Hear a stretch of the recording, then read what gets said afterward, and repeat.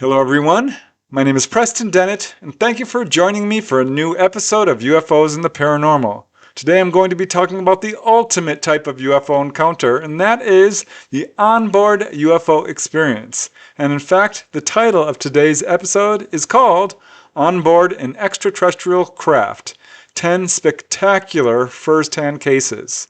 And yeah, the 10 cases I've chosen for you definitely, I think, fit that description. These cases reach all the way back to 1921, well before the modern age of UFOs, all the way to 1997, so pretty recent. And they come from all over the world. I've chosen 5 cases from outside of the United States. That includes England, Finland, France, Argentina, and Brazil, and 5 from within the United States, including California, Florida, Kansas, Missouri, and Utah. These are cases that involve a wide variety of ETs, physiological evidence. There's a couple multiple witness cases, which are quite rare for onboard encounters. But yeah, I like these cases in particular, not only because they're super fascinating and very extensive, but I think they have the most potential to answer the main central questions surrounding extraterrestrial visitations, which is who are these guys, where do they come from, and why are they here? What is their agenda on our planet? So yeah, that makes these cases, I think, super important. They, in my opinion, are the cutting edge of UFO research and deserve a lot more attention than they're getting. So these are cases that have quite a bit of evidence as well, and I think you'll find them super interesting. I certainly hope so, but this should be a pretty long episode. Let's just get started. And the first case I'd like to talk about today, I call I Started to Cry. The onboard UFO encounter of Mr. GB. This one occurred in the summer of 1921 in Peronne, France. This is way before the modern age of UFOs in 1947, long before UFOs were at all in the news. So that alone makes this case important. One of the reasons I wanted to include it. It's also interesting because the witness in this case is just a little kid, 8 years old. Contact often starts at a very young age, so that's another reason this case is important. But let's just get to it, and you can make up your own minds about it. This very early case comes from a letter sent by a first-hand witness who's known only as Mr. G.B. It was sent to the French newspaper The Paris Match. So this case has not been officially investigated, but it is nevertheless of interest, if only because it is one of the first known reports of somebody claiming to be taken on board a UFO. Mr. G.B. was 8 years old at the time of his experience, which occurred one hot, foggy, early afternoon, likely in the autumn of 1951, and I will just quote the witness directly because he describes it in quite some detail. As he says, I was one day wandering along the slopes of the Canal Nord.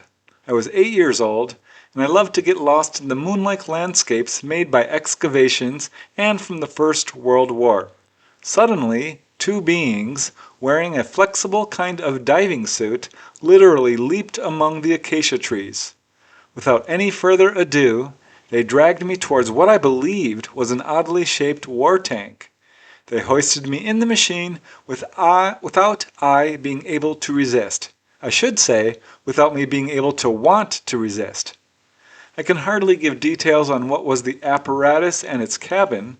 I was undoubtedly too much upset. I remember only 2 details, that there were square or at least rectangular portholes.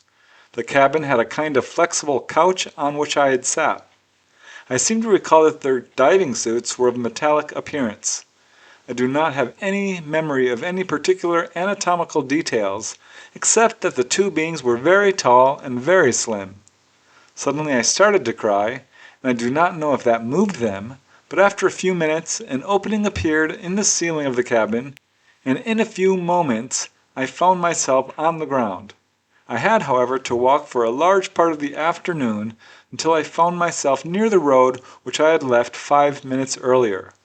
When I arrived home that night, my parents called me a, quote, dirty little liar, and nobody ever wanted to believe in my story. So Mr. GB ended up keeping his story a secret for more than 30 years until there was a massive wave of UFO sightings and landings, which occurred in France in late 1954. But researcher Joël Ménard writes of this case that, quote, in view of the numerous similar experiences witnessed in France and elsewhere during the succeeding quarter century, incredible as it may sound at first, this case deserves serious consideration. And I agree, because this clearly wasn't a tank if it had a couch inside and rectangular portholes. And these do not appear to be human beings. They were too slender, very tall. It's quite an interesting case. Ah, the poor kid. It's too bad his parents didn't believe him, but he's sticking to his guns.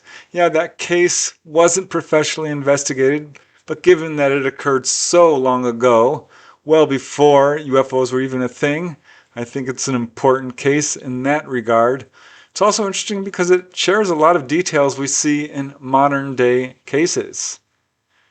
Now let's move to another case, which I've also found really compelling because it is a multiple witness case. It's another very early case. I call this one The Soul Lives Forever, the onboard UFO encounter of Amelia. This is a pseudonym. The witness is anonymous. But this is a really interesting case because there's some very prominent spiritual elements to it. The spiritual aspect of UFO encounters often gets overlooked.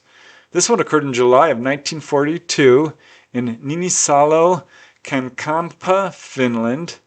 And I think you'll find it a super interesting, definitely a case with unique elements to it.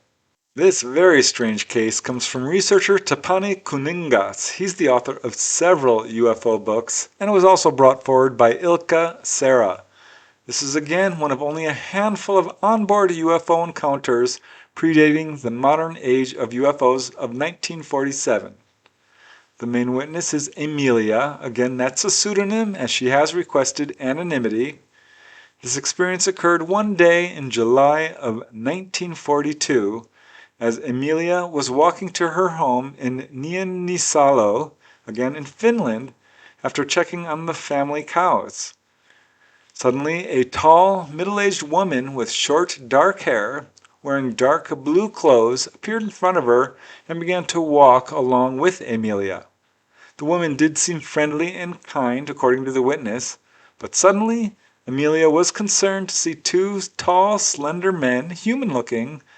They were dragging a young boy between them, who was showing fear and did not want to go with them. And Amelia recognized the boy from a neighboring farm. She knew who he was. These men did appear to be human again. They had short, light brown hair and were wearing blue shirts and green pants. But things took a strange turn moments later when Amelia and this woman came upon an open field, and Amelia could now see a, quote, strange ship. It was sitting on 3 landing legs on the ground. She said it was silver metallic, about 10 feet high, 21 feet wide, apparently a classic flying saucer. And she watched as these 2 men dragged the protesting boy up into this craft. Now at this point, the woman accompanying Amelia began to communicate to her telepathically and invited her on board the craft. Amelia agreed. She and the woman went into the craft. Amelia described being in this round room with a 6-foot-high control panel, a table in the center of the room. There were windows looking outside, which was strange as no windows had been visible from the outside of the craft. The floor appeared to be metallic but was covered with a rubber-like carpet. She said there were 5 men sitting around this table. The woman proceeded to ask Amelia to press a button on the console. Amelia obliged, and as she did, the ship immediately rose upwards. And this is when the woman began to communicate some very interesting things to Amelia. She told her that it was possible to travel back and forth in time. She told her that the soul lives forever, and that they were now, quote, flying towards the time when Jesus was born. The lady told Amelia that it was, quote, very important to know Jesus. Amelia had the impression that the woman was in charge of the craft. Unfortunately, there are no more details as to what actually happened. The next thing Amelia knew, she was outside of the craft, about 1,500 feet from where the ship had been. She felt quite ill, immediately vomited, and rushed home. She was ill for about a month and was actually hospitalized with no appetite. Her eyes were red and swollen. As far as the other witness, the little boy, he was returned, but was apparently mentally adversely affected by his encounter because it was 4 years later that he ended up in a psychiatric hospital. A fascinating case for sure. It's really interesting because the ETs described in this case were absolutely human looking. That has really profound implications, which points towards us having a much closer relationship to ETs. So perhaps the message that so many contactees get from ETs that, we do share a common heritage is absolutely true, because how could you explain this? I mean, this does raise questions about human origins and whether or not we evolved on this planet. I also found it an interesting case because there was the mention of Jesus and an urging for the witness to learn more about Jesus. So this is interesting to me because there are some people out there who feel like this is a demonic phenomenon. I'm not one of them. I've certainly looked into that theory. I don't find it at all persuasive. I do think such things are real, but my research shows that this is an absolutely separate and different phenomena. I do believe we're dealing with extraterrestrials in the classic sense. It's my personal assessment. You may have a different theory, which is of course perfectly fine. It's why I want to get this information out there in an objective, unbiased way, without pushing a narrative, so that everyone can make up their own minds about what's going on here. So, let's move to another case because there are a lot of them. These 10 cases are honestly just the tip of the iceberg. And this next case is super compelling. I call this one, "If you don't believe it, I can't blame you." That, of course, being a direct quote from the witness. This is the onboard UFO encounter of Ricardo Machado. This occurred in April of 1957 in Pajas Blancas, Argentina. And yeah, a single witness case, but certainly compelling because this did not involve hypnosis. Neither did the two above. Some of the cases in this collection do. But these fully conscious encounters, I think, do have an extra level of credibility because you can't say this was a hypnotically retrieved memory. And frankly, the ones that are recalled through hypnosis match up perfectly with those that are fully conscious. So that is an important detail. But yeah, I think you'll find this case particularly interesting. Again, this case received tremendous publicity after it occurred, being published in newspapers such as the Diario de Cordoba, the Cordoba Daily News, and magazines such as the Flying Saucer Review, and books such as The Humanoids by Charles Bowen. Initially, the witness was anonymous, but we now know his name to be Ricardo Machado. Following his encounter, he did grant an interview to a journalist, Antonio Perez Aleman, and told this journalist, quote, "What I am now telling you in confidence has been revealed to nobody so far, and if you don't believe it, I can't say I blame you, for I doubt whether anybody would believe it if I were to state the facts openly. When it happened, the mere mention of flying saucers would have meant that I would have been considered hopelessly insane." Now, according to Ricardo, it was around 7:30 a.m. one morning in late April 1957. He was driving his motorcycle just a few miles from the Pajas Blancas International Airport, heading towards Rio Ceballos. Again, this is in Argentina. He had just reached the Pajas Blancas area when, for no apparent reason, his motorcycle engine failed. So Ricardo got off of his motorcycle to check the engine, and this is when he immediately noticed an enormous disc-shaped craft hovering 50 feet above the road in front of him. So this caused great fear. He went straight to panic, ran off the road, abandoned his motorcycle, and hid in a ditch. And he watched as this craft lowered down to about 7 feet above the road and became stationary. He could now hear a loud hissing sound coming from it, sort of like air escaping from a tire, he said. And he could see that this craft was metallic with a sort of greenish, bluish iridescence to its texture. Ricardo estimated that this craft was about 60 feet wide and 15 feet high. Moments later, a weird, almost transparent looking stairway or a lift emerged from the bottom section of this craft and came down to about 1 foot above the road, and Ricardo watched this human-looking figure emerge. He was an estimated 5 feet 8 inches in height and was wearing strange clothes, a sort of plastic-looking diver's suit, is how Ricardo described it. So this figure proceeded to look around him at the environment and then began to walk directly towards Ricardo.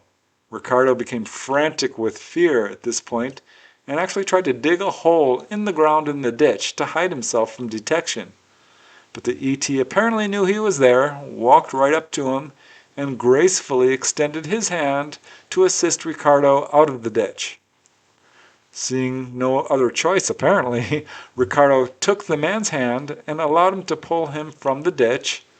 The being then gestured towards the craft in an apparent attempt to get Ricardo to follow him without fear. But Ricardo was still afraid. He resisted, at which point the man did something very interesting. Just reached out and gently stroked Ricardo's forehead to calm him down and again pointed towards the machine.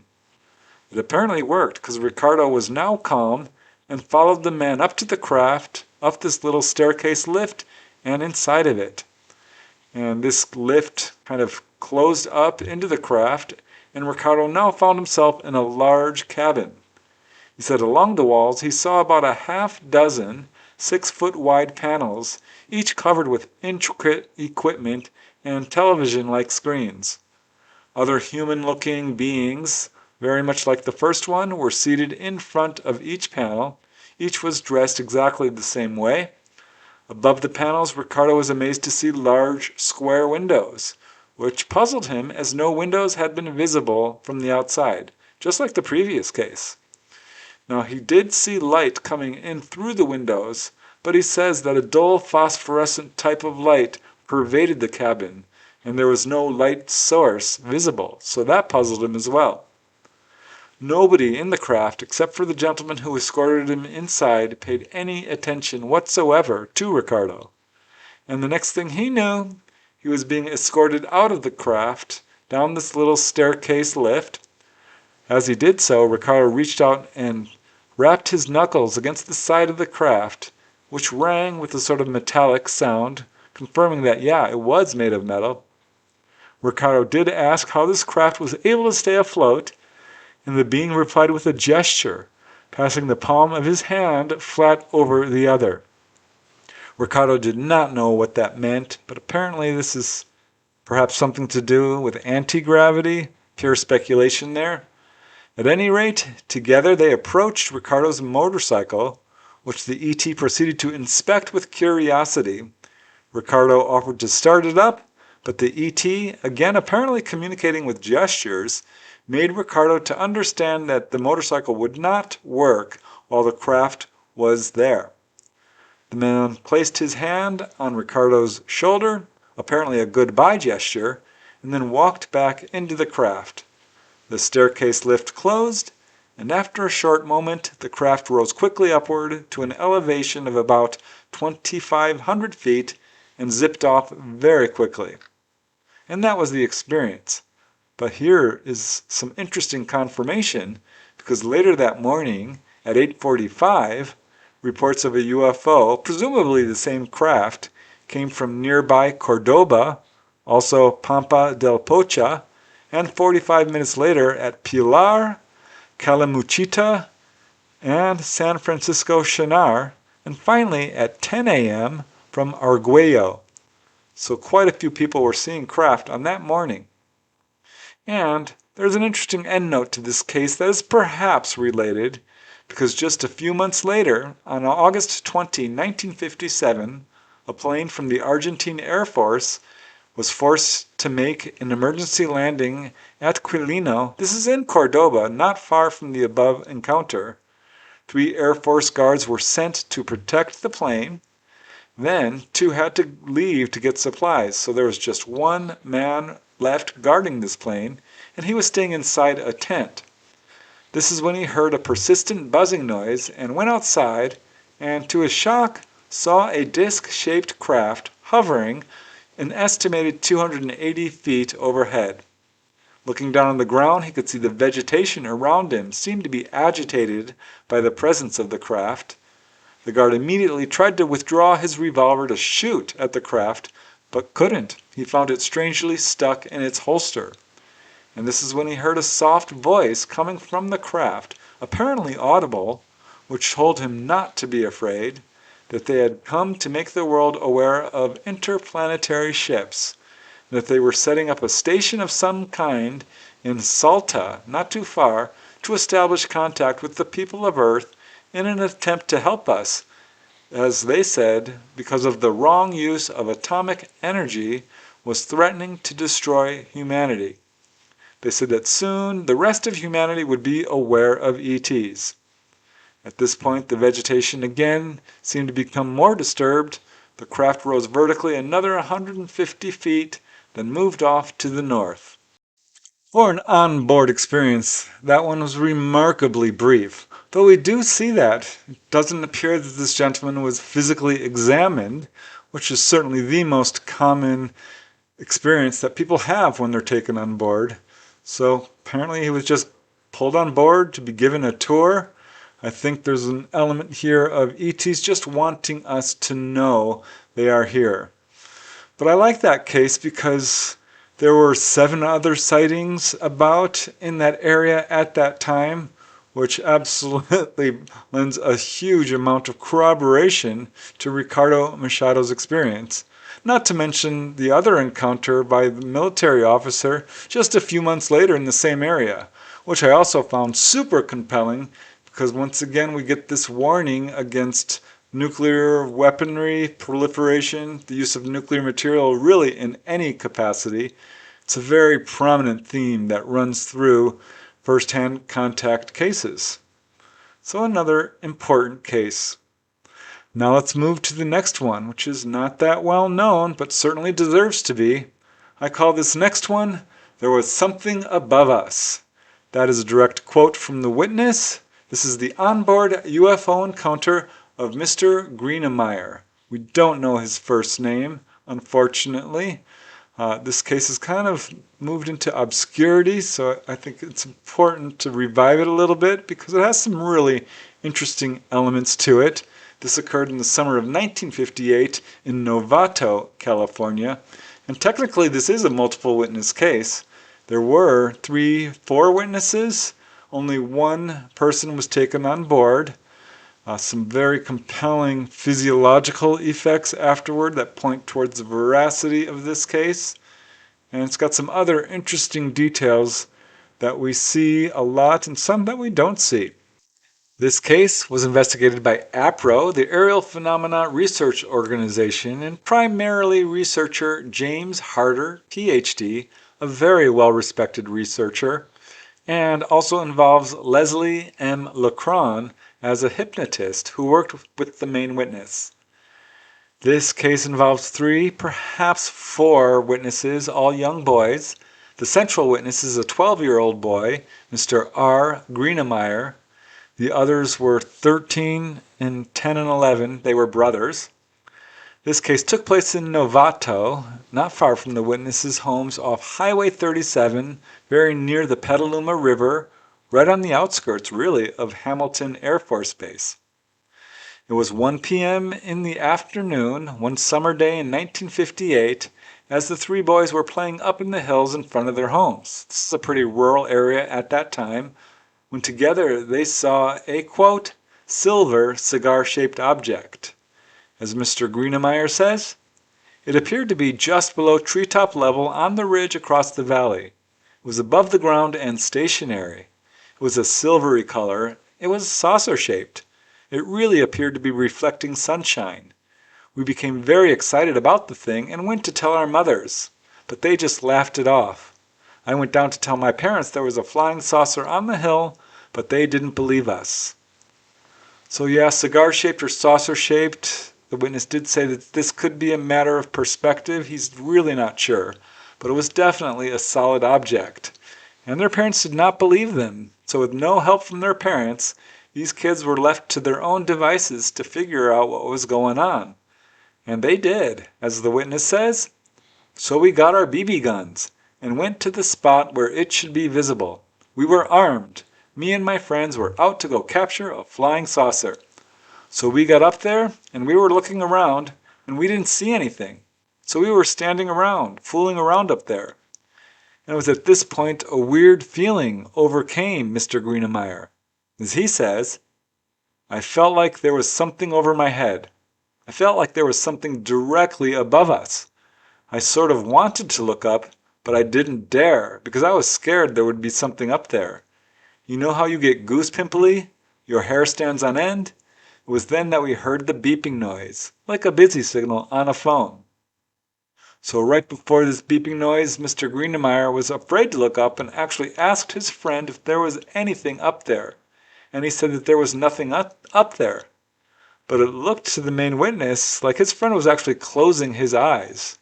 All the boys felt that the sun seemed to be unusually bright, and Mr. Greenemeyer was still too afraid to look up.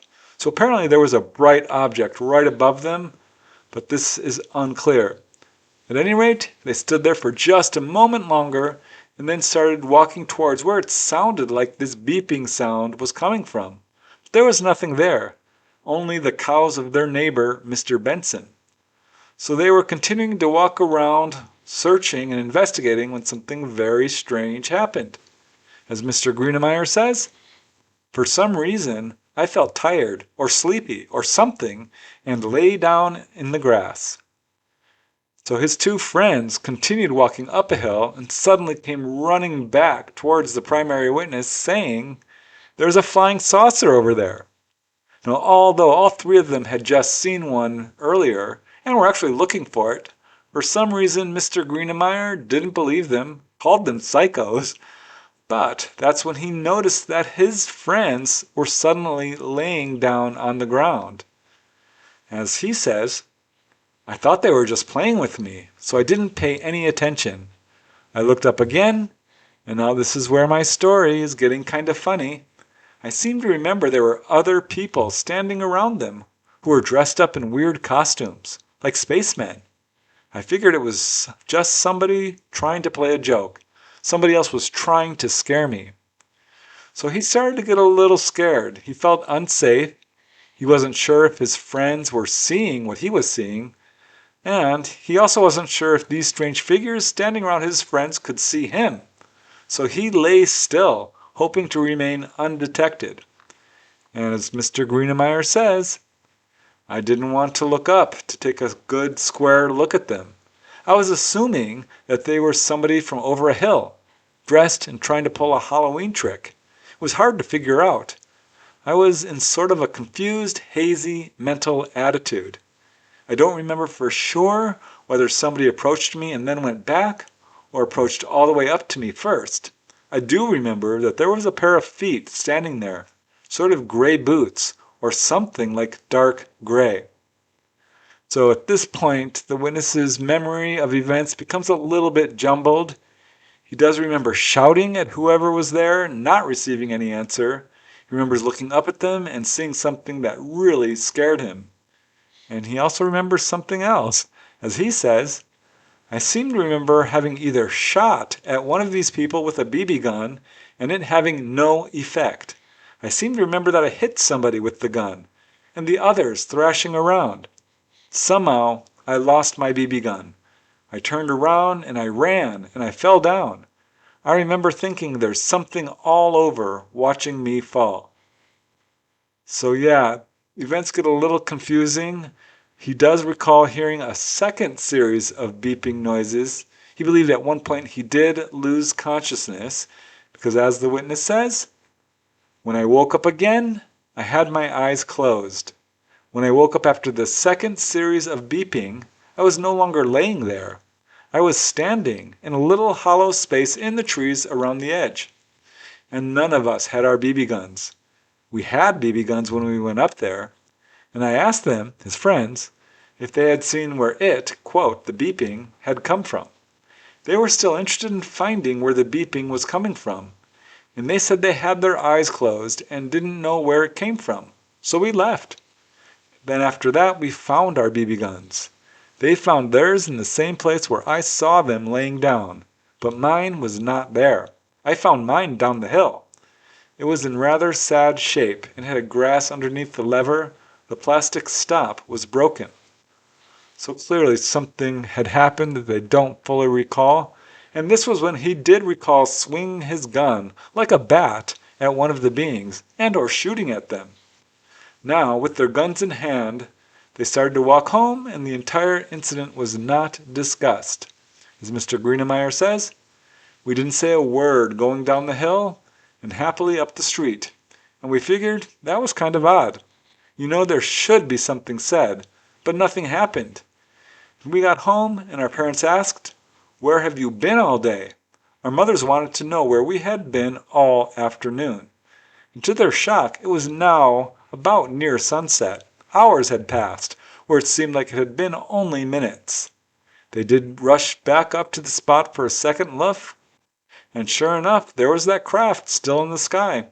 As Mr. Greenemeyer says, it was back at the original position where we saw it in the first place. We just gave it up as crazy then. So following this incident, the kids did get in a fight. They never talked to each other again. This subject became kind of taboo. The sister did mention it once, but that's it. However, following this incident, the witness did dream about it, and he did recall seeing a being standing over him with, quote, large slanted eyes. He saw what looked like two tubes going up to its head, and he also had some pretty prominent physiological effects directly related to this incident. He says he developed sores on his body, and he also had two strange bruises on his chin and suffered some hair loss. So the witness did not discuss this incident for years. But about 5 years later, he was on an airplane flight from LA to Dallas when the pilot made an amazing announcement. As Mr. Greenemeyer says, the pilot said, "Look out the left side of the plane, way up in the air. There's something up there. It looks like a flying saucer. We can't identify it. It can't be a weather balloon because it's going against the jet stream that's up there." So the pilot actually announced a UFO outside the plane. I know of other cases like this, but per the witness, everybody on the plane scrambled to the windows to look, and he saw a, quote, a bright aluminum object up there that looked like a disc. Everybody on the plane was looking out the window. So it was this incident that reignited his interest in UFOs and in his own personal experience. He ended up obtaining a UFO book by Coral and Jim Lorenzen, contacted them, and was interviewed and hypnotized. So under hypnosis, he recalled this incident. He recalled being taken up into the craft and physically examined. The beings were described as, quote, spacemen. He said they were 5 feet tall, with big heads, big eyes, stubby little fingers. He recalled that one of these ETs inserted 2 tube-like devices into his chin, apparently where these bruises were later found, and he believes they were taking a blood sample. There's likely more information on this case, but has never been released. Interesting, however, is another case which occurred in the same area and around the same time. Per the National UFO Reporting Center, around July 15, 1958, at 5:30 p.m., a man and his father were driving along Highway 101 right by Novato when they noticed a small fire in a field not far away. So they turned and looked and saw the cause of the fire, as the witness says, we saw this shiny greenish object, about 30 to 40 feet in diameter, next to the edge of the San Francisco Bay. Then the object took off, almost in a 45-degree angle towards us, moving at such a great speed that after a few moments it just got smaller and smaller until it disappeared. The saucer was totally quiet, it had no lights that we could see, and it left the grass field totally burning. So the witness's father urged him not to talk about it, and he didn't, not for 40 years later, that he finally reported it to Newfork in hopes that someone else in the area had seen something similar to confirm his own sighting. So these two events could very well be related. And there's another interesting case in Novato which deserves mentioning, a couple of them actually. One occurred on the evening of October 23rd, 1975, when 4 witnesses saw a ring of lights, which they said was 50 feet wide. This is interesting because later that night, one of the witnesses was in her kitchen, and looking outside, she saw a, quote, man in a metallic suit that had no eyes, a slit for a mouth, and a pointy-looking head. She screamed, and this figure ran up a hill, she said, faster than a person could go, and was gone. Later that night, her sons saw a glowing object among the trees in that area, and going there the next morning, they found 3 4-foot-wide circles on the ground in the shape of a triangle, with the grass spun in the same direction in each of these circles. So more landing traces. And finally, there was another case which occurred on April 15, 1989, when 2 witnesses saw what they described as a vertical dumbbell-shaped object, quote, like 2 spheres connected together. This object had a glowing halo around it. They actually used binoculars and said that they could see 4 smaller golden discs around them. Another weird thing they noticed was a, quote, strange absence of kids and dogs at the time. So perhaps the Oz effect is taking place. I think you'll agree that's a pretty interesting case. And although his memory of the Onboard segment is somewhat sketchy and pretty brief, it's clearly an important case in that there were multiple witnesses, and for that matter, other sightings occurring in that area.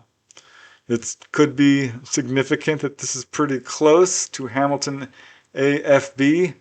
Hard to say for sure what's going on here, but certainly a very interesting case. Now let's move to the next one. I call this next one, They Came from the Stars, the Onboard Encounter of Miss D.S. This one occurred August 16, 1965 in Sedalia, Missouri. This is an important case. This is one that involves missing time, so the memories were recovered using the technique of hypnotic regression, but the missing time aspect has certainly been verified. And it's an important case because it's a fairly extensive encounter with a lot of information that I found quite interesting, and some unique and some actually quite familiar. This little-known case was investigated by respected researcher Jerome Clark along with the assistance of a hypnotist by the name of Ron Owen. The witness is anonymous, known only by her initials DS, so I'll use the pseudonym Debbie. At the time of her encounter, Debbie lived on the northwest edge of Sedalia, this is in Missouri, and it was around 10:45 p.m. on August 16, 1965, that she decided to drive to the local drugstore. This is about 5 to 10 minutes from her home, so she could pick up some diapers and cigarettes. She was on her return trip, probably around 11 p.m., just a few blocks from her house, when she saw something really unusual, which caused her to slow down to take a better look at it. She saw what appeared to be an unusual-looking figure in the ditch to her right. He appeared to be picking things up off the ground, and as she drove by him or towards him, he turned and waved at her. Then he stumbled as though he was trying to come out of the ditch and moved towards her. She did also notice a strange smoky light in the field next to the road, but all of this looked strange to her and kind of concerned her, So she drove off, and this is when she saw what she thought were two large birds, one of which flew directly at her car. She was confused, afraid, disoriented. She stepped on the gas and rushed the short distance home. But when she arrived home, her husband was very angry because it was now 12:25 a.m. and he wanted to know where she had been. Debbie was unable to account for about 1 hour and 20 minutes of time, and all she could tell her husband was that she remembered seeing some kind of giant bird, some flashing lights, a figure. She wondered if there had been a car accident or something, but none of it made any sense, and the whole incident puzzled her for many years. At the time, she had no knowledge of UFOs or ETs. It wasn't until years later, after speaking with researcher Jerome Clark, that she realized this was UFO related. She agreed to undergo hypnotic regression to the time of the incident. And under hypnosis, an entirely different scenario emerged. What she thought were two birds were in fact two 5-foot-tall figures dressed in one-piece suits, which covered them pretty much from head to toe, except for their eyes. As she drove up to them, they were standing in a ditch on the right side of the road. One appeared to be holding a container or a sack of some kind on its back, while the other was collecting samples of grass, rocks, and soil and putting them into the bag. She said their movements were strangely stiff, almost robotic, especially their arms, which almost seemed to flop up and down, somewhat in the manner of a bird flapping its wings. Hence the screen memory of birds. At any rate, under hypnosis, she recalled that one of these figures tried to climb out of the ditch, which she remembers this fully consciously, but this figure slipped, got up, and then successfully climbed out of the ditch and began to walk towards her car, gesturing for her to stop. Debbie says that at this point her car engine failed, and a feeling of terror and helplessness overwhelmed her. The figure walked right up to her car, and she could see that it was dressed in this full-body jumpsuit, kind of like a mummy is how she put it. It shone a light on her face. This caused her to become immobilized. She said she also felt some pain in her legs and in her head. Looking at the field, she could now see a large glowing object, the shape of a football. It moved and landed on the road. It had been very bright, but now she could see that it was metallic. She said it had a bright red light and a number of white lights along the bottom. So the figure next to her car walked around the car, while the other in the ditch moved towards the craft on the road. She saw a door open in the lower section of the craft, and 2 or 3 additional figures came out. She said they looked largely human, except the head was more pointed, the eyes kind of wrapped around the sides of their head. They had a very thin mouth, just a line with no lips. They were 5.5 feet tall. In some ways this does sound like grays, but at any rate they came up to the car, opened the door, and led her out of the car towards the object. One spoke to her telepathically, saying she would not be hurt, but that she must come with them. He would be the only one who communicated with her through the whole experience. So they actually carried her because she was unable to walk. They carried her up what she thought were some stairs into the craft. And once inside, her first impression was a difficulty breathing, because the air felt heavy, she said. She's not entirely sure of the sequence of events, but she did recall that the craft appeared to lift up off the road. This caused the interior lights of the craft to change from white to red, and the craft then landed in the field. And one of the ETs told her that they had to move off the road to avoid detection, that they had in fact moved her car as well. She was then taken to a room with rounded walls and a metal table. She was instructed to lie down on the table. She said that there were 3 humanoid figures in the room. The one who was speaking to her, who she perceived to be the leader and sort of a doctor or scientist. There were 2 others who were about a foot shorter. Their eyes were rounder than the leader. Their skin was very wrinkly, whereas the leader's was smooth. She had the impression that these other smaller figures were quite a bit older. She did notice that the leader had an insignia on his chest which portrayed 3 rings. The second figure, one of the shorter ones, had a symbol that looked to her like a red lightning bolt, and Debbie had the impression that this figure was a female and that she was the pilot of the craft. These 2 smaller figures made her fearful and uncomfortable. She did not like them. They looked quite different. She did recall the female one carrying a tray of some kind into the room, and this is when she was examined. The leader began to remove Debbie's clothes with the assistance of the other 2. They examined her hair. They took a skin scraping. The leader examined her feet, and Debbie had the impression that he was excited to see her red toenail polish, apparently thinking that it was their natural color. And he told her that their people don't have toes, and actually showed her a model of their feet to demonstrate the lack of toes.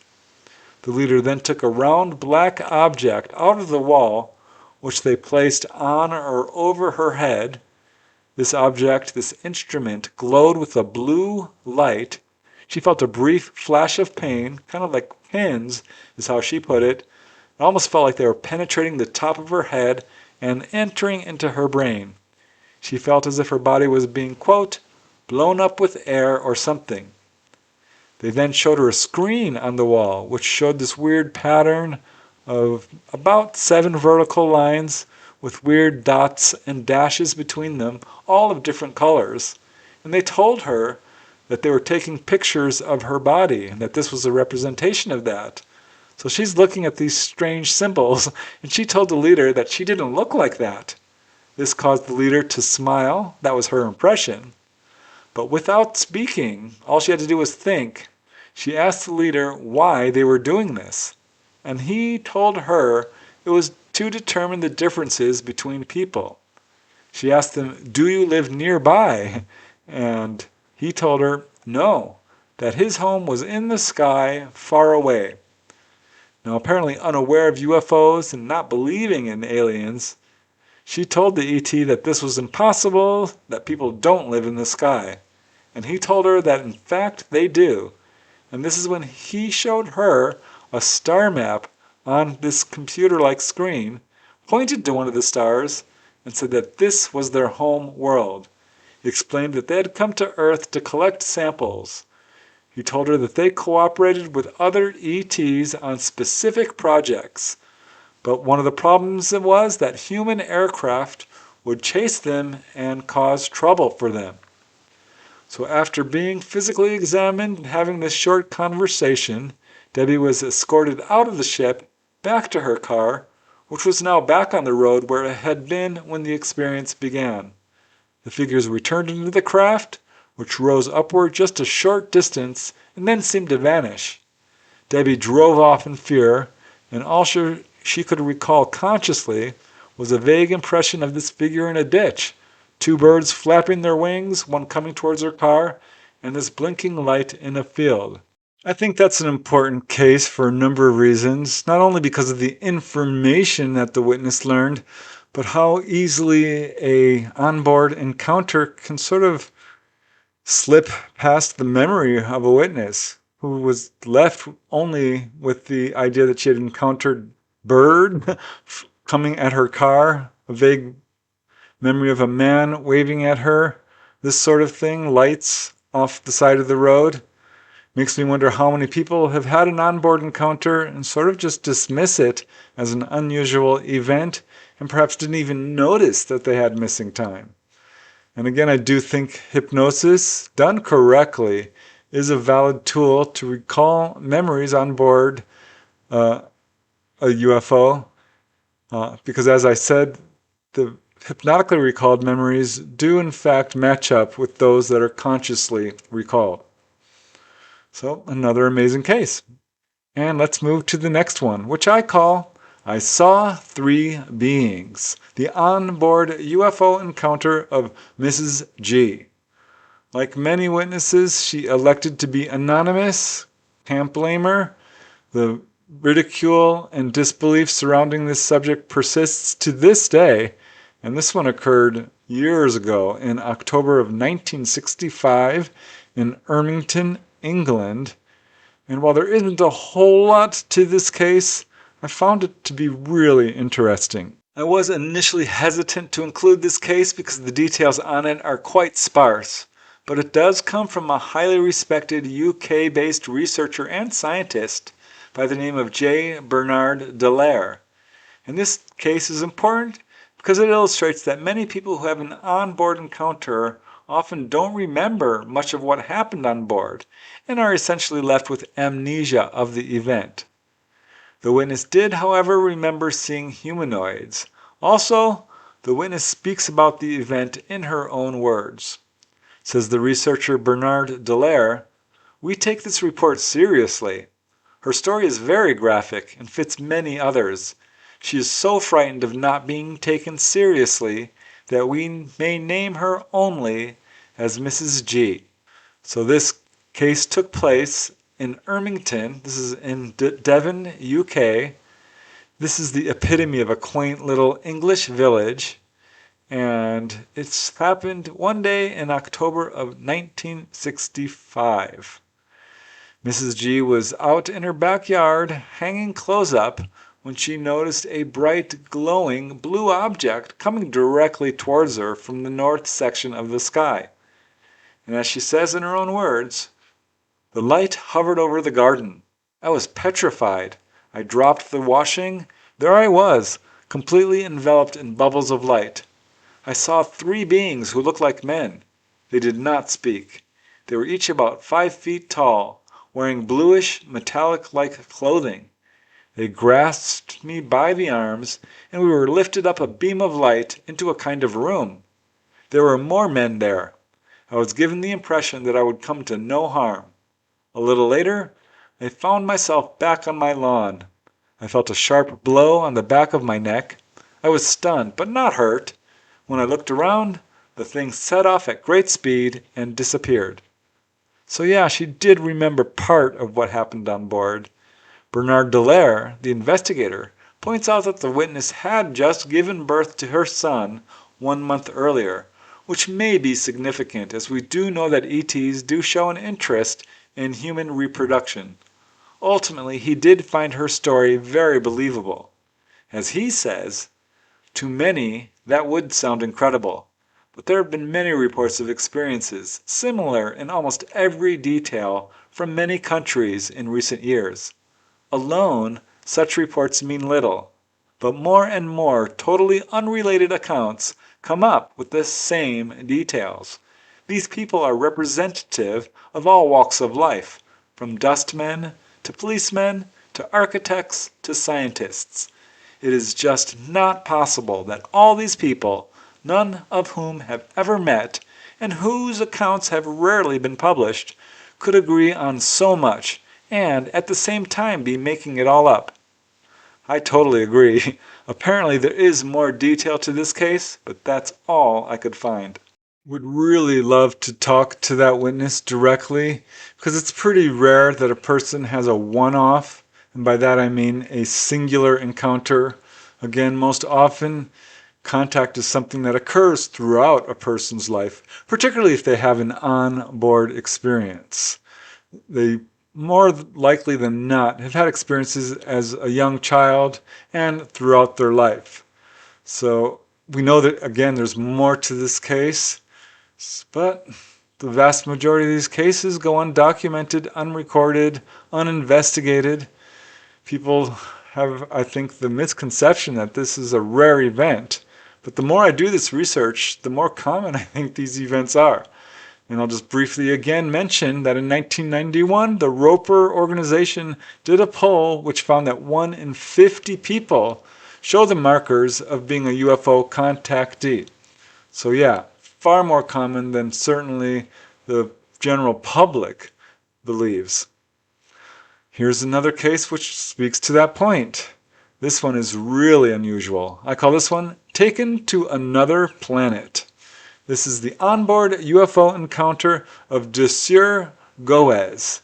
This one occurred in June of 1967 in Sarandi, Brazil. And again, a fully conscious onboard experience with a really unusual type of ET, human looking but not quite.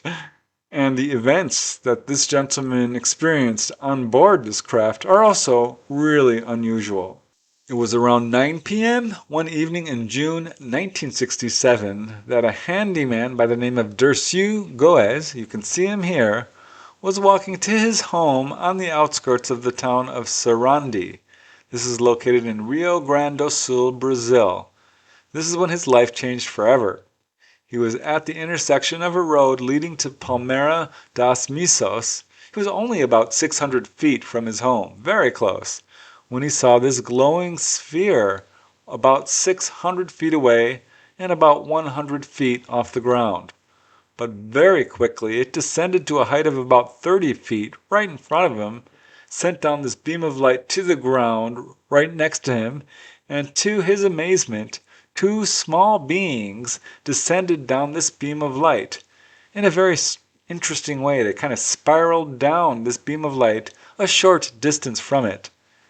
And these beings were not human as we would think of it. They were 3 feet tall. They had round, human-looking faces, blue eyes, straight red hair, a normal nose and mouth. He noticed they had teeth. They wore gray suits that wrapped all the way down to their feet, went right up to a high collar, with belts the same color around their waists. They immediately approached him, passed some kind of, quote, ribbon under his arms. He was stunned and helpless, unable to resist, as he found himself being drawn up this beam of light through a round opening into the bottom of the craft. He could immediately see that this was very small. In fact, the room he estimates was maybe 4 feet 9 inches tall, forcing him, who he was 5 feet 2 inches, to bend over. He immediately, it was no bigger than a truck cab, is how he put it. He said the light inside this room constantly pulsated to a blinding brightness, to a dim darkness, which made it difficult for him to focus. He was immediately met by a third occupant inside this craft, who led him promptly to a short, single pedestal stool about 1 foot high, and then pulled off this ribbon-like device that had brought him in. It was at this moment that a light came down from the ceiling of the cabin, down through the still open hole in the floor, and the two crew members who had met him were still on the ground. They rose up this beam of light, again in this weird spiraling motion, keeping their eyes on the beam as they had when they descended. Now inside the craft, they began to speak verbally to each other, and sometimes to him, in a language he was unable to understand. But he did say they had very pleasant voices. He says he was in the craft for a good 3 hours. He could see there was nothing in there really, except this small window and a panel. This small window next to him was dark, but after about 3 hours, looking out, he saw that it was daylight outside. And looking outside, he saw something amazing. A strange and apparently alien-looking city with tall buildings and dark forests. He saw this just briefly when this window went dark again. 3 more hours passed. It was during this time that the ETs did show him this illuminated panel on the wall. And as at the end of the 3 hours, this panel lit up, and it showed strange vehicles and humanoids who appeared to be looking at him. So much of the ET's conversation did seem to center around this panel, and when they got back to where he had been taken, the craft lowered to about 9 feet above the ground. The witness was wrapped up in this weird ribbon-like device again and let down to the ground to about 1 foot. The ribbon unraveled from his body and went up into the craft. The door closed and the craft flew away at an angle, disappearing in mere seconds. The witness was so unnerved, so weakened by his experience, that he lay on the ground for about 10 minutes before he was able to get up. He felt a very strong urge to urinate and was shocked when only air came out at first. He then was able to urinate normally, but this strange condition lasted for a few days. For 1 week following his encounter, he did suffer from fever, weakness, and severe diarrhea, He remained bedridden. He lost considerable weight. He said headaches and weakness persisted for a full month. He stayed at home to recuperate, did not seek medical attention. How amazing is that? There are a surprisingly large number of cases where people claim to have been taken to another planet beyond Earth, yet something like this is almost impossible to prove. And again, this is a single witness case. He did have some pretty pronounced medical effects, which certainly point towards the credibility of his case. To me, it's the huge number of cases with remarkable commonalities that provide the best proof that something very profound is going on here. I'm absolutely convinced people are being taken on board craft. And as you may know, I had my own experience with this. And having talked to so many hundreds of people who have, I am way beyond convinced that this is going on. There are just too many cases of people who report this. Because here is another. I call this next case, They Looked Like Insects. The onboard UFO encounter of Bill and Nora. This is a super compelling case because it was very thoroughly investigated. It is a multiple witness case. It's got all kinds of really interesting details to it. This one occurred in June of 1969 in Salt Lake City, Utah. And again, not a very well-known case, but certainly deserves to be.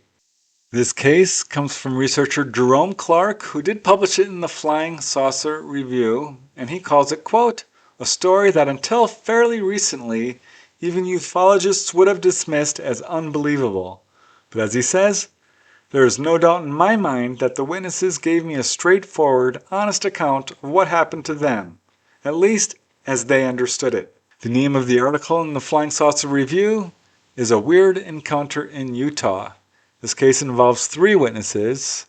We first knew them as Bill and Nora, but we now know their names to be Wendell Meyer and Nancy Jensen, a young couple that Jerome Clark describes as, quote, hippies. Turns out he actually knew them as acquaintances from college. Also, this case involves their 2-year-old son, Aaron. The witnesses had left their homes in Moorhead, Minnesota, and were traveling to California on vacation. It was around 1 a.m. one evening in June of 1969. They were traveling westbound southwest of Salt Lake City when something very unusual happened. As Wendell says, all of a sudden it was like I woke up. In fact, his last memory consciously had been seeing the lights of Salt Lake City. But waking up, he saw the car was traveling at 90 miles per hour, and he was unable to prevent himself from hitting a white post, and then, in succession, 3 other white posts. This accident, of course, stopped the car, and the car was damaged. It had a flat tire, a broken shock absorber, a broken turn signal. There was a small dent on the bumper, which the witnesses felt was quite strange, because they really felt like there should have been more damage given how fast they were going. So Wendell proceeded to change the tire, and he said that while he did so, he had a very strange feeling that they were being watched. Nancy took the wheel. They drove a short distance when Nancy began to get an uncomfortable feeling that they were being followed. And looking in the rear-view mirror, she saw yellow and white lights. She thought it was a car at first, didn't think much of it until she noticed that they were on the wrong side of the highway. So she told Wendell, and both of them watched this object, these lights, until suddenly they moved off to the left and were gone. Now this was strange because there was no turnoff that they had noticed there. So they began to move into a mountainous area, and this is when Wendell looked up and saw what appeared to be the same lights, the same object. And he turned to Nancy and said, "It's in the air now." Now Nancy later told researcher Jerome Clark, quote, "That's when we started getting paranoid." So strangely, this object began to pace their car at an even distance behind them. It then suddenly flew to within a few hundred feet, close enough that they could hear a, quote, faint humming sound. They said this object was almost fish-shaped with a flat bottom, what looked like a fin on the back. It had a red light on top, a dome in front, and it was so bright that it nearly blinded them. At this point they both felt, quote, funny vibrations moving through their bodies. Their 2-year-old son, Aaron, began to cry. Nancy later said that it was as if her whole body became numb. Then weirdly, the back window opened 1 inch by itself and then closed again by itself. Their little baby, Aaron, stopped crying. Now, panicked, they floored the accelerator, but the car, which had been going 70, dropped down to 60. And Wendell told Nancy, "Oh Christ, it's going to get us." But the UFO suddenly backed off, so shortly later, they turned off into a rest area. And the object also stopped and hovered in near silence just on the other side of the highway. They did notice a white camper at the rest stop with its lights on, so Nancy suggested that Wendell go and inform them of the UFO. But Wendell felt uneasy about it, and it was shortly later that they both saw a, quote, ghostly face peering at them from the camper window. They later said it was, quote, bony, peculiar, not quite human. In fact, Wendell would later recall it as having sort of an egg-shaped head, a pointed chin, wraparound eyes, very much a description of a gray ET. But events escalated when suddenly Wendell gasped and pointed towards this strange glowing figure that was approaching them from the opposite side of the highway where the UFO was hovering. He said it was somewhat reminiscent of a big snowman with a big round body. He drew it, as you can see. It did have arms and legs, but it was moving slowly towards them. Weirdly, Nancy couldn't see it. So Wendell told her to turn on the headlights, which she did, at which point the figure seemed to disappear. When she turned off the headlights, Wendell got a huge shock because he could see this figure again, and it was now much closer to him. Now, while Nancy says she didn't see it, as she told researchers, quote, "I was trying so hard to keep my sanity, maybe I didn't want to see it."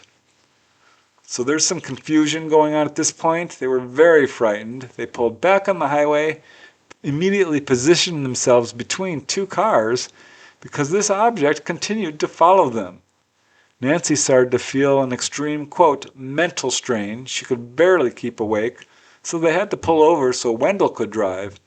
But Wendell had the same problem, so they kept continually having to switch drivers a few times.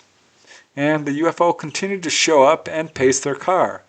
Weirdly, they could not get the car to go faster than 55 miles per hour.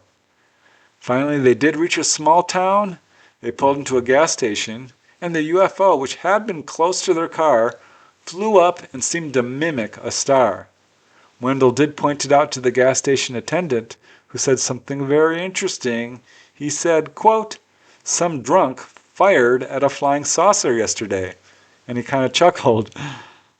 So they got back on the highway, and this UFO dropped down again and continued to pace their car. It would back off when other cars would approach, but move closer when they were alone on the road. Finally, as daylight came, the highway became busier with cars, the UFO backed off and up, and when daylight actually arrived, it moved off into the clouds over a mountain and was gone. So both Nancy and Wendell were exhausted, actually had to pull off on the side of the road to sleep for 2 hours. The high strangeness wasn't over yet. At 8:30 a.m., they got back on the highway, past what appeared to be the same camper they had seen at the rest stop. So curious, Nancy looked over at it and screamed.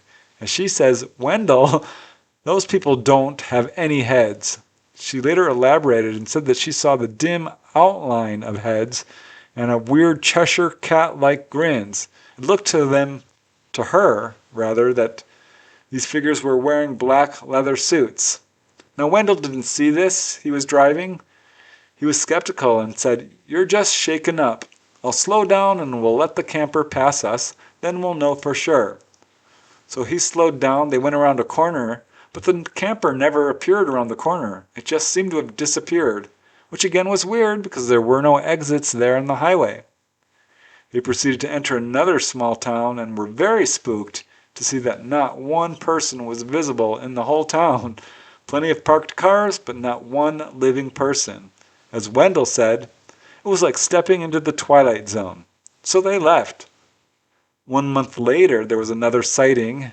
The car broke down about 15 miles north of Moorhead, Minnesota, where they lived, and Wendell did see another UFO with red, green, and blue lights that he says, quote, didn't fit the form of an airplane.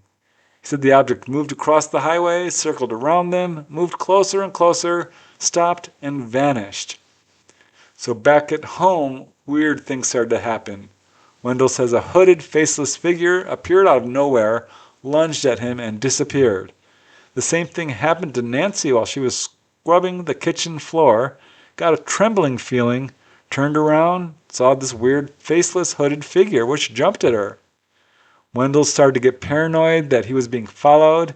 He saw this same hooded figure twice more, he thought, once on his lunch break at work, and once sitting in the back seat of his car.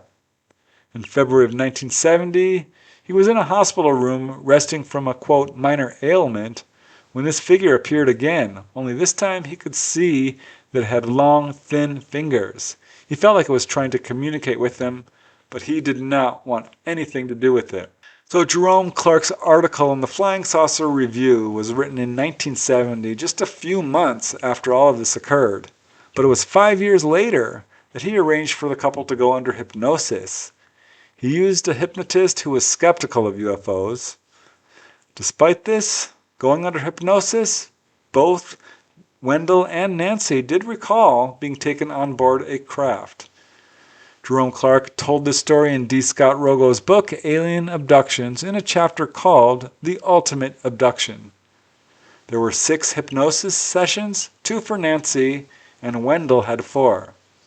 Under hypnosis, Nancy recalled that after they had parked at the rest stop, she was actually floated up out of the car through the windshield into the UFO.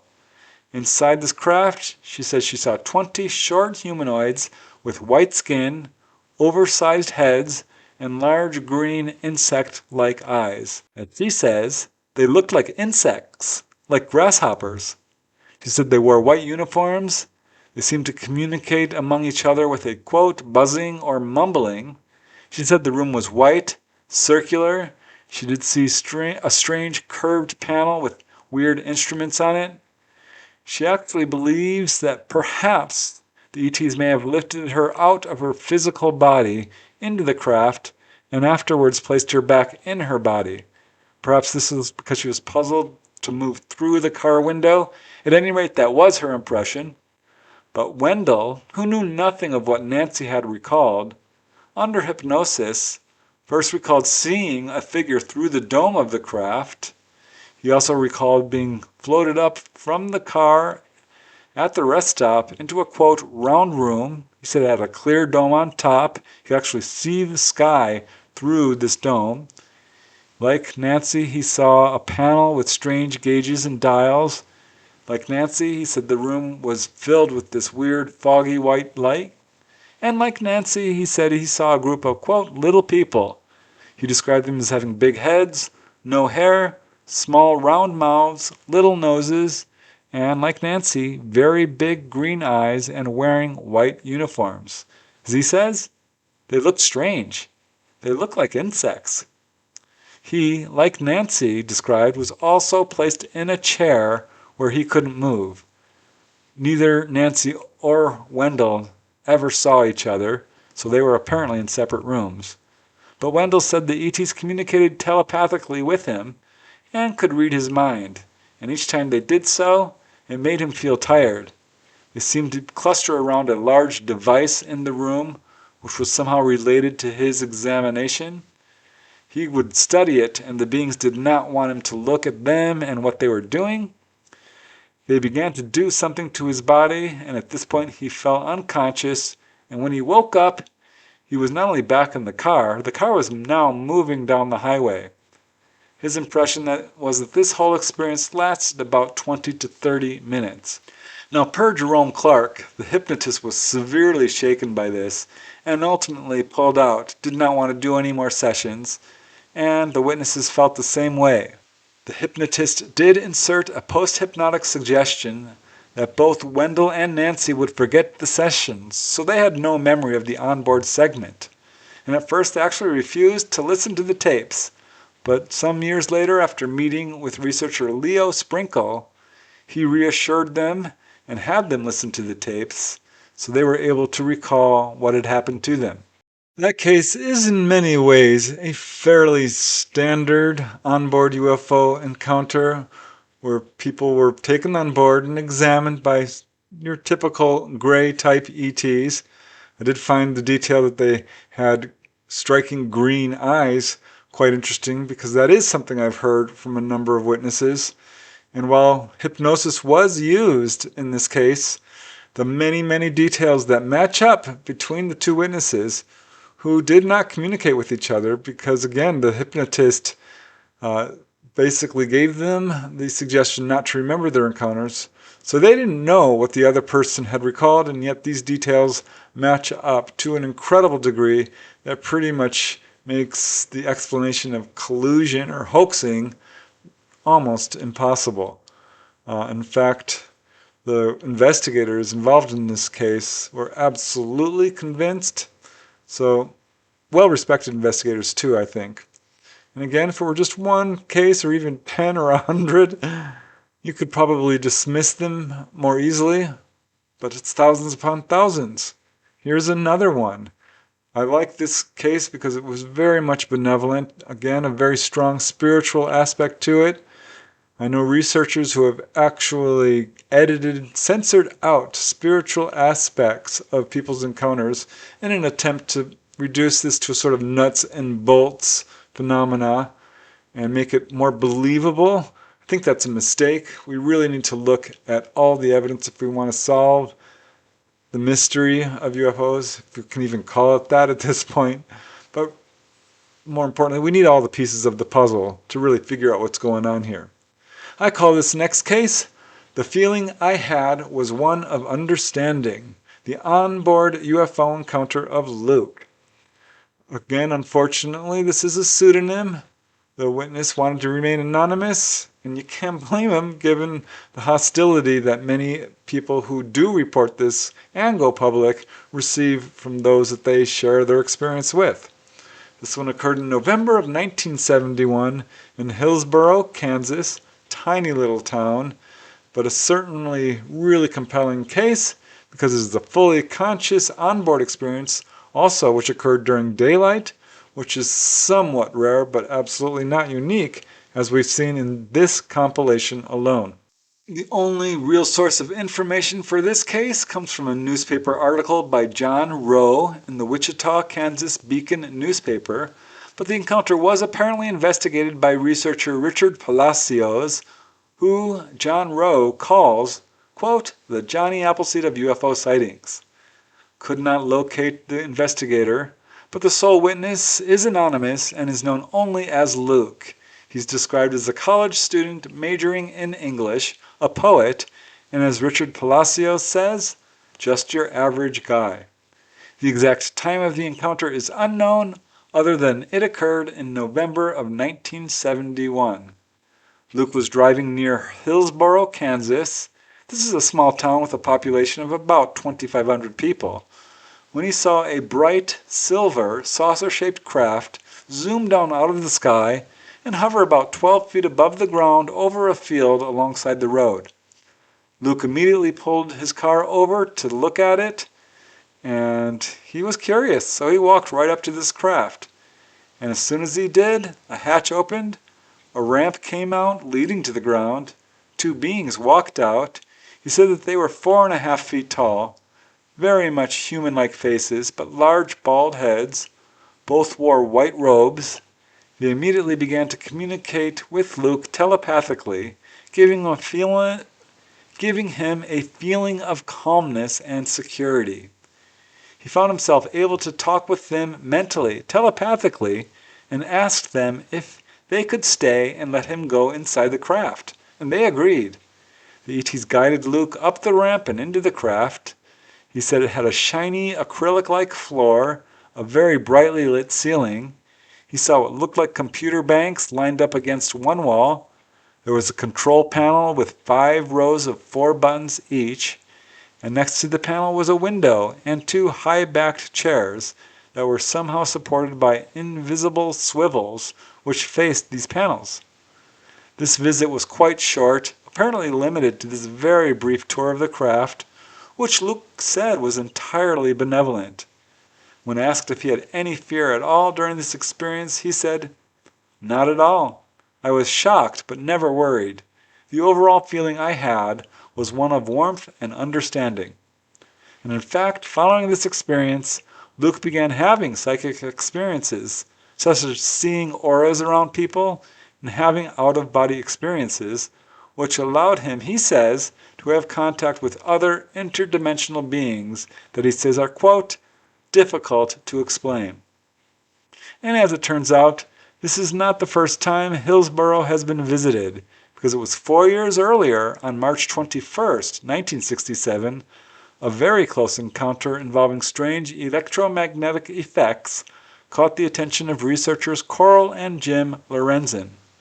On that night, 1 mile west of Hillsborough, just off US Highway 56, Mary Beth Neufeld and several of her girlfriends were driving when they saw a brilliant light in the sky. This puzzled them because it was a very cloudy night, no stars were visible through the cloud cover, but on a lark they drove towards this light, and as if in response, this light flashed back at them and then moved directly towards them. As it got close, they could see it was a flat, pancake-shaped craft with a dome on top, like, quote, an upside-down cup. In seconds, this object was directly over their car, which, quote, started rocking real bad. Everyone in the car became understandably alarmed, especially when the car engine stalled. After several seconds, the object left as quickly as it arrived. The car started up again, and the frightened witnesses drove straight into Hillsborough to report their encounter.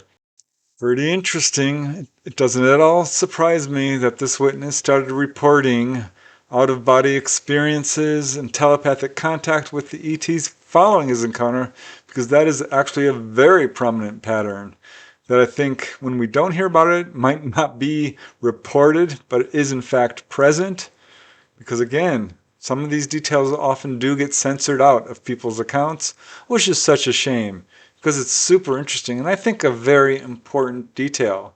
This points towards one of the ET agendas of waking us up to our own abilities. I think this is one of the reasons people are contacted. They're trying to wake us up to all these, what we would call supernatural abilities that we have. Not just telepathy and clairvoyance, but astral projection, remote viewing, mediumship, healing, so much more. So it's an important detail that we should not overlook, in my humble opinion.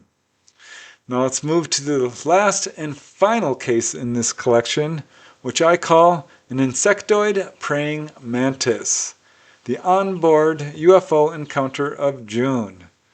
Again, we're dealing with a person who wants to remain anonymous, so kudos to everyone who has had the courage to use their real name. That is happening more and more as skepticism and disbelief and ridicule is falling by the wayside. Still have a lot of work to do, as this case shows, which is a fairly recent case. This occurred on August 15, 1997 in West Palm Beach, Florida. It's an important case because, as we'll see, this person was taken on board a craft in a pretty crowded location. And as researchers will tell you, this kind of experience can really occur pretty much anywhere. The final case in this little compilation was investigated by Florida MUFON group Miami Skyscan. It occurred around 8 p.m. on August 15, 1997 to a woman known only as June. She had just left a friend's house in the Lake Park area of West Palm Beach, Florida, when suddenly she noticed a strange, heavy darkness around her vehicle. It got so dark that the streetlights themselves seemed diffused and dimmer than normal. She continued to drive, but this weird effect increased. Finally, she was approaching the traffic light at Park Avenue by the railroad crossing. You can see it here. She was puzzled to see 3 cars were stopped on each side of the intersection, as if the light was red on all sides. That was weird. She also noticed this weird, strange, dark tunnel effect on Park Avenue itself. In fact, by this time, the weird darkness had turned the streetlights, she says, into, quote, pinpricks of light. So after what seemed like a long time, the light turned green. June had no choice but to drive into this weird tunnel of darkness. And by now, the darkness was so pervasive that she was not only having trouble seeing the street itself, but the instruments on her car dashboard. So she slowed way down, crept down the street. Finally, she arrived home, badly frightened by this weird, inexplicable experience, only to find that this drive, which normally took 15 minutes, had taken 45 minutes. So that's a full half hour of missing time, which couldn't be explained by the fact that she was driving a little slowly. But later, having other encounters, she agreed to go under hypnosis to recall what happened during the missing half hour. And under hypnosis, she recalled an onboard experience. She was taken back to the moment when she approached the intersection of Park Avenue by the railroad crossing, and suddenly, she says, this bright light was all around her. June found herself disoriented, unable to move, and the next thing she knows, she's in a strange room with, quote, shadows all around her. She said this room had curved walls that glowed with a green light. This included both the floor and the ceiling, but it did look metallic, almost like platinum, she said. She could smell an unpleasant odor in the air. She had difficulty breathing, but looking across the room, she saw strange little people looking at her. So she focused on one of them and saw that he looked like an insectoid praying mantis, about 4 feet tall, very skinny body, 2 holes for a nose, a beak-like protrusion on his face where the mouth is, large dark eyes, and what looked like antennae coming out of his head. He wore a skin-tight gray jumpsuit with a belt. He had 4 fingers on each hand, and in one of his hands he held a thin rod, bright and shiny, about 1 foot long, with a light at the end. The being proceeded to touch June all over her body. He placed the rod either on or in her body. She yelled at him to stop. She said she has no memory of any pain or being hurt, so that's good. But the next thing she knew, she was driving through this weird tunnel again. She remembered opening the car door to see if she could see the street, but she couldn't see it. She let her foot off the car's clutch. The car didn't sway at all. She actually felt like the car was floating because she could not feel the road underneath her car.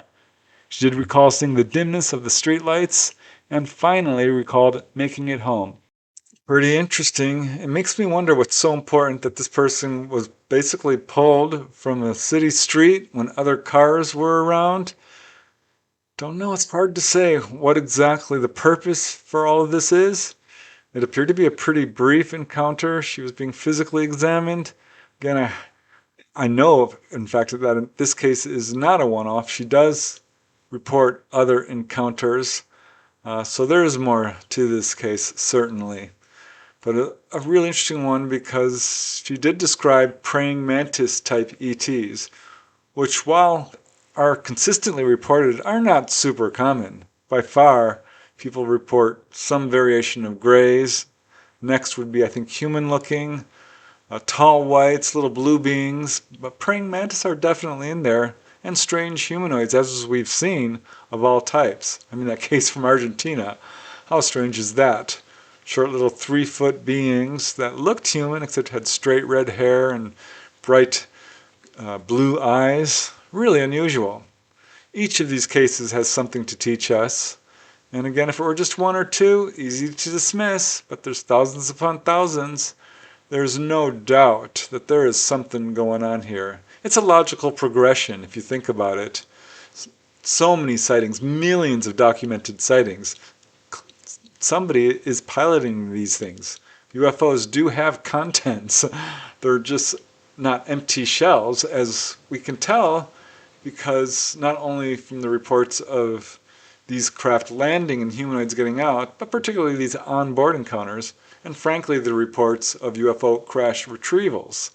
So my point is, it's a logical progression what's going on here. The sightings and the landings and the face-to-face humanoid encounters all lend credence to the fact that people are also being taken on board. I do wish this subject was more accepted, that we could put more funds towards this, that it would be studied by a lot more people with a lot more tools to study it. But until that time, I'm going to continue doing this research. I think ultimately that the day of disclosure will come. I don't know if our governments will ever willingly disclose or fully be truthful and transparent. I highly doubt it, in fact. But on the other hand, I feel like disclosure is inevitable for one simple reason. UFOs are real. ETs are real. And you simply cannot hide the truth forever. I mean, you can hide it, you can distort it, you can ignore it, but you can never destroy it. Truth is truth. And sooner or later it's going to come out. And also I think sooner or later we're going to have open official contact.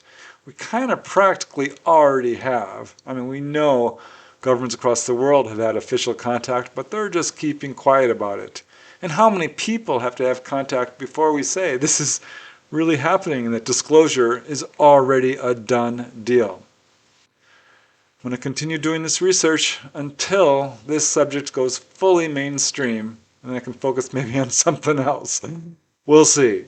At any rate, I hope you found this episode interesting. Hope you learned something. I really want to thank you guys for watching. It's because of you I do this research and put out these episodes. So thank you, thank you, thank you. And until next time, keep searching for the truth. It's up to you. Our government's not going to share it. Keep asking those hard questions. All of us, I think, have a personal responsibility to remove ourselves from delusion and ignorance and walk down this pathway towards wisdom, enlightenment, and love. And last of all, keep having fun. Because if you're not having fun, probably a good idea to do things differently. I feel like that's why we're here. So yeah, thank you again. I will see you next episode, and be well.